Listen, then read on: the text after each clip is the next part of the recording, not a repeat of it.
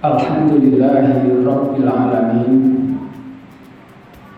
Wa bihi nasta'inu ala umuri dunya waddin. Assalatu wassalamu ala nabiyyina Muhammadin wa ala alihi wa sahbihi ajma'in wa man tabi'ahum bi ihsanin ila yaumiddin wa ba'd. Fayaqulu tabaraka wa ta'ala fi kitabihil karim, a'udzu billahi minasy syaithanir rajim. Inna fatahna laka fatham mubina. Wa qala aidan idza jaa nasrullahi wal fathu wa ra'aitan nasa yadkhuluna fi dinillahi afwaja. Shadaqallahul azim. Jamaah Jumat rahimakumullah. Alhamdulillah pada siang hari ini kita masih bisa menjalankan kewajiban sholatul Jumat, dan ini adalah merupakan nikmat rahmat dari Allah kepada kita semua. Sebab di luar sana banyak orang Islam yang belum bisa menikmati kenikmatan berupa sholatul Jumat di masjid. Yang kedua, kita selalu berdoa mudah-mudahan sholawat, salam tetap dilimpahkan kepada junjungan kita Nabi besar Muhammad Sallallahu Alaihi Wasallam sebagai suri teladan kita, sebagai khotamul anbiya, dan sebagai orang yang kita nantikan syafaatnya kelak.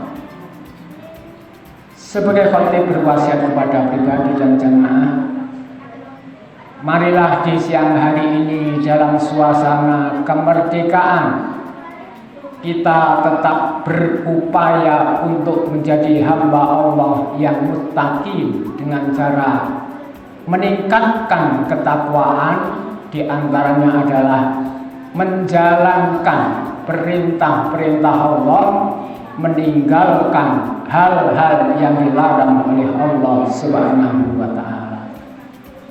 Karena dengan itulah seorang manusia yang dulu hina menjadi manusia yang paling mulia di sisi Allah karena ketakwaannya. Sebagaimana firman-Nya, inna akramakum indallahi atqakum.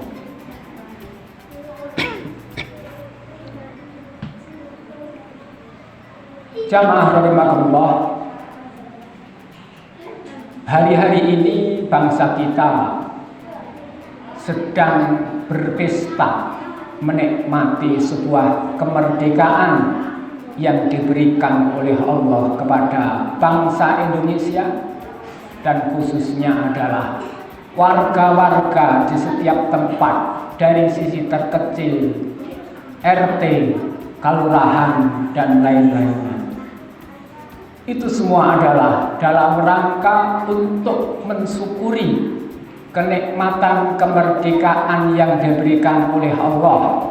Karena Allah telah berfirman, la in syakartum la azidannakum wala in kafartum inna adzabi lasyadid.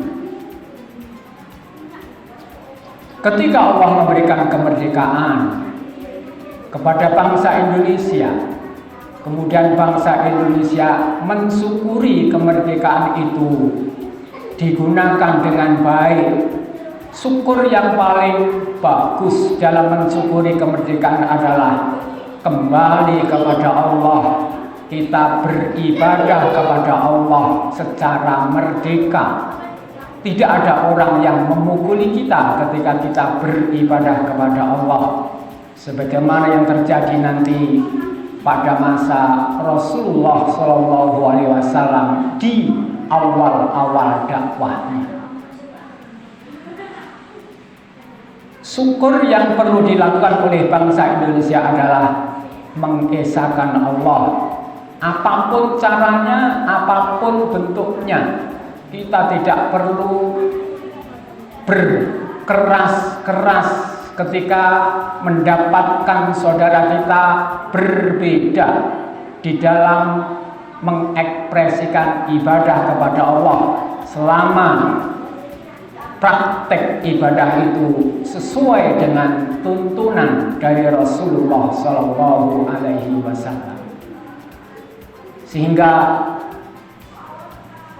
aktivitas syukur nikmat di malam kemerdekaan kita adakan kumpul bersama dengan warga, berdoa dan lain-lain. Walaupun barangkali ada di tempat-tempat yang lain terlalu bersyukurnya dengan mengundang berbagai macam kemaksiatan, di antaranya barangkali mengundang artis, terjadi perkelahian, kemaksiatan dan lain-lain. Di sini tercampur antara syukur dengan maksiat. Yang kayak gini kita khawatir kalau Allah kembali marah, kembali menjadikan bangsa ini terjajah kembali, terjadi ikhtilafan katsiran, percekcokan yang luar biasa dari orang-orang besar sampai orang-orang terkecil di wilayah Indonesia ini. Mudah-mudahan itu tidak terjadi. Jamaah rahimakumullah, sering kita bertanya, kenapa bangsa Indonesia terlalu lama dijajah?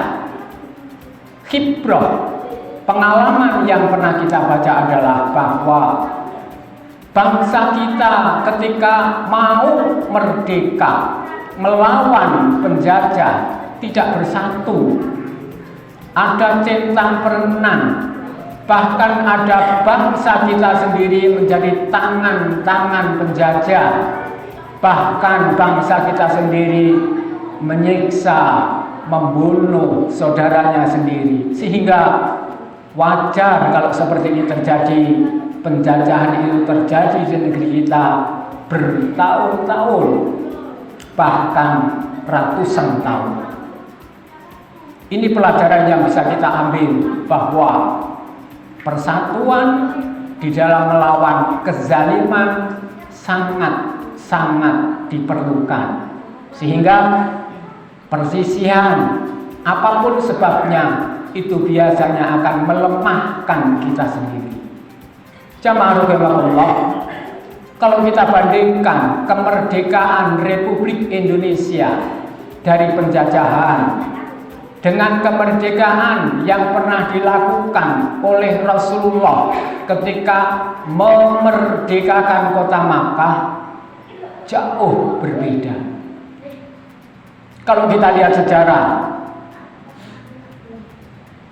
pada tahun 8 Hijriah, kaum muslimin bisa memerdekakan kota Makkah dari perbuatan-perbuatan syirik, dari penyembahan-penyembahan berhala, dari penggusiran mereka terhadap orang-orang yang beribadah kepada Allah, khususnya adalah pengikut Rasulullah Shallallahu Alaihi Wasallam. Sejarah mencatat bahwa ada Bilal, ada Ammar bin Yasir sekeluarga, mereka mendapatkan siksaan yang luar biasa gara-gara beribadah kepada Allah, baru mengucapkan kata-kata Ahadun Ahad, Esa, meyakini bahwa ada Tuhan yang Maha Esa, bukan Tuhan Lata, Uzza, Manat, Hubal, dan itu semua adalah berhala yang tidak memberikan manfaat sama sekali. Itu pun pengikut Rasulullah tersakiti luar biasa, sehingga pengikut Rasulullah harus meninggalkan kota kelahirannya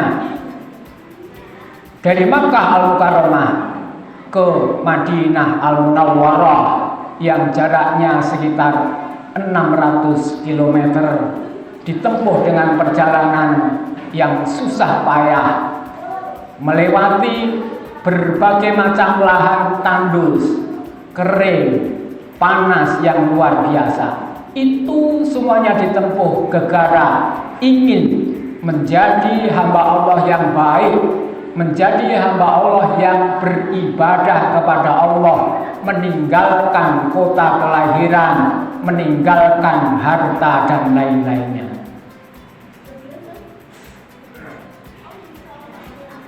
Jamaah rahimahullah, tidak lama Rasulullah SAW dan kaum muslimin meninggalkan kota Makkah.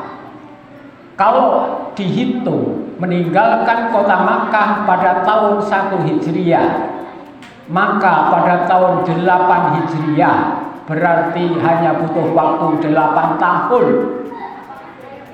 bisa kembali ke Makkah, memerdekakan kota Makkah, mensucikan Ka'bah dari berbagai macam atribut berhala jahiliyah.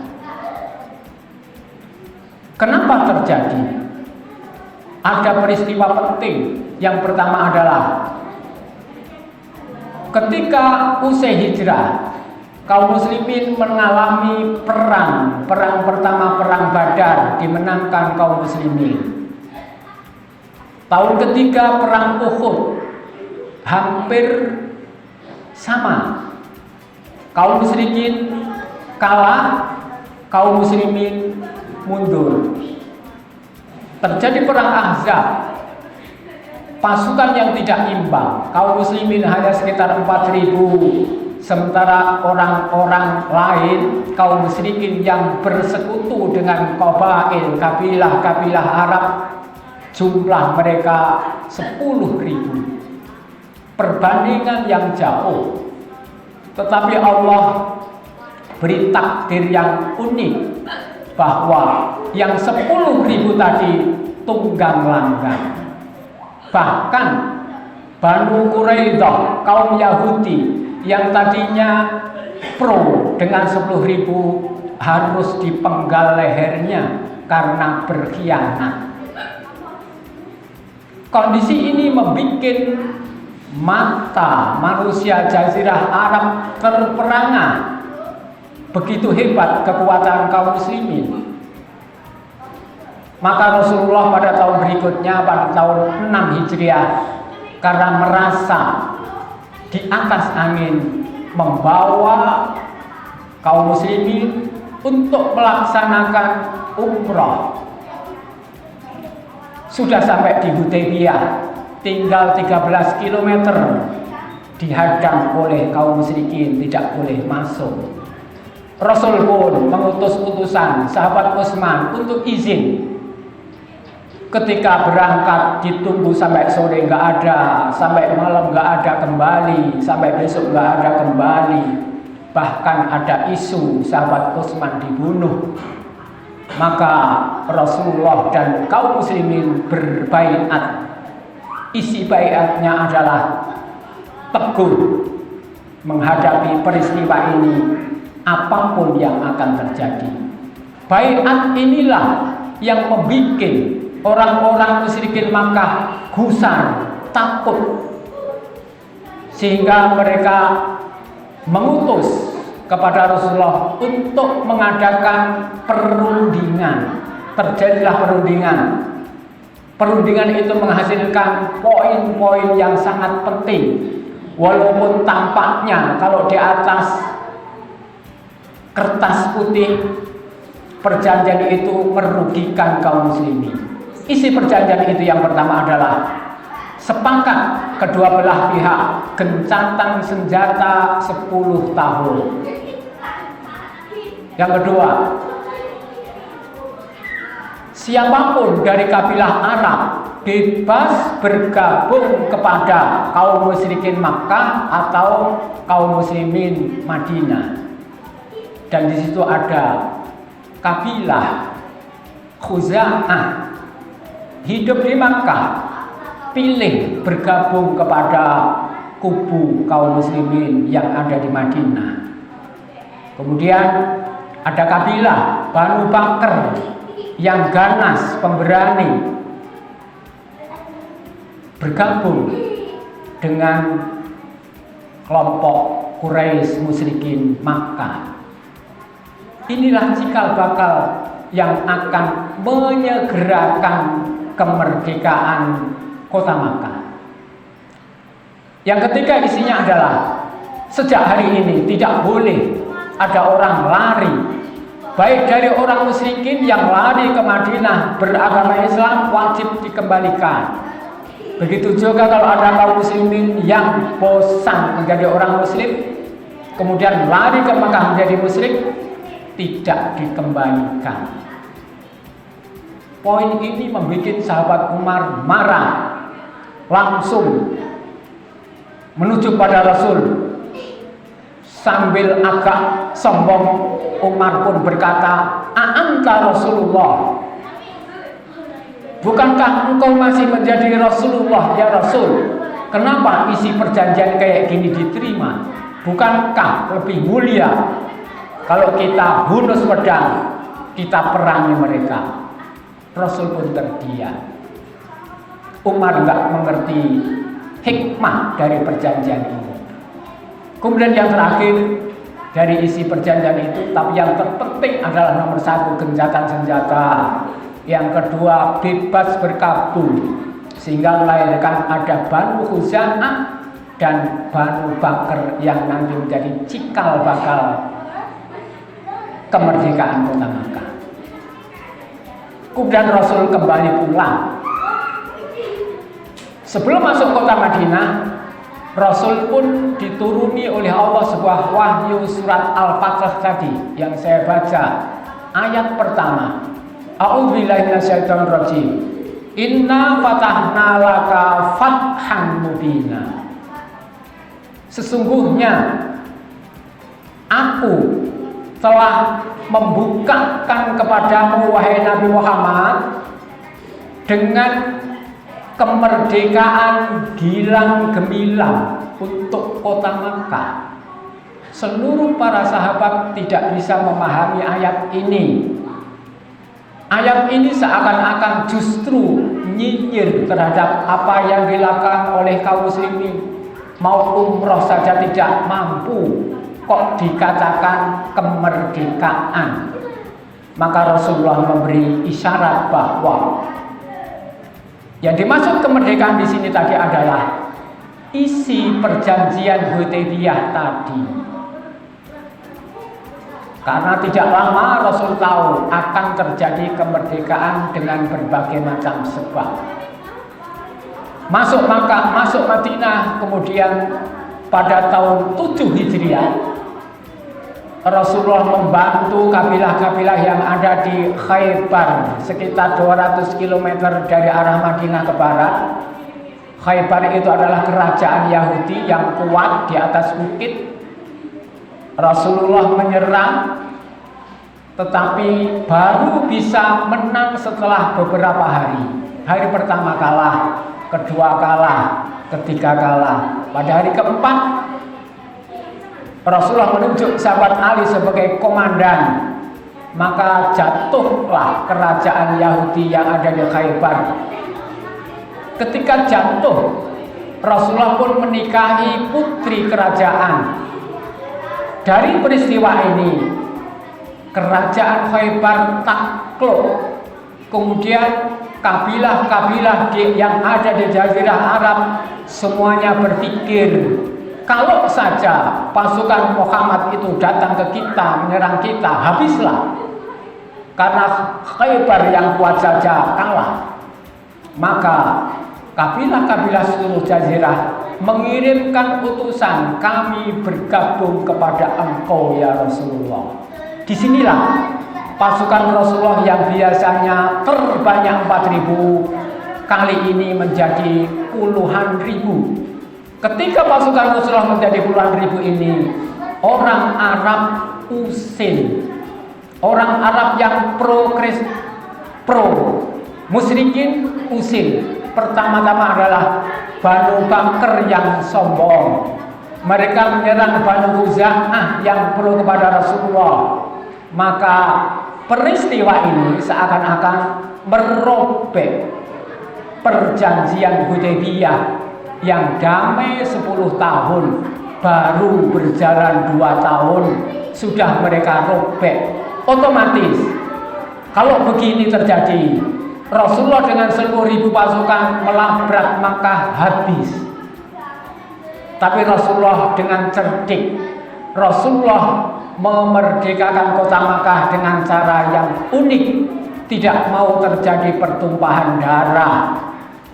10.000 masuk kota Makkah dengan cara unik. Rasulullah membagi menjadi 3 pasukan, melewati jalur-jalur tertentu. Sebelum masuk, Rasulullah bikin pengumuman, siapa yang menutup pintunya aman gak diserbu, siapa yang berkumpul di Masjidil Haram aman tidak diperangi, dan siapa yang berkumpul di rumah Abu Sufyan aman tidak diperangi. Inilah cara Rasulullah memerdekakan sebuah tempat tanpa harus pertumpahan darah. Hanya pasukan Khalid yang lewat Misfalah sisi selatan dihadang oleh anak-anak muda musyrikin, sehingga terjadi duel, sehingga terjadi 14 dari mereka meninggal, kaum muslimin 2 orang meninggal. Jamaah rahimakumullah, inilah pembebasan kota Makkah dari kesyirikan pada zaman Rasulullah SAW. Hanya butuh waktu 2 tahun, karena kaum muslimin semuanya adalah satu derap, satu langkah, satu ikatan, satu ukhuwah, sama-sama ingin bebas dari penjajahan, pemaksaan untuk beribadah kepada selain Allah. Barakallahu li wa lakum fastaghfiruhu innahu huwal ghafurur rahim.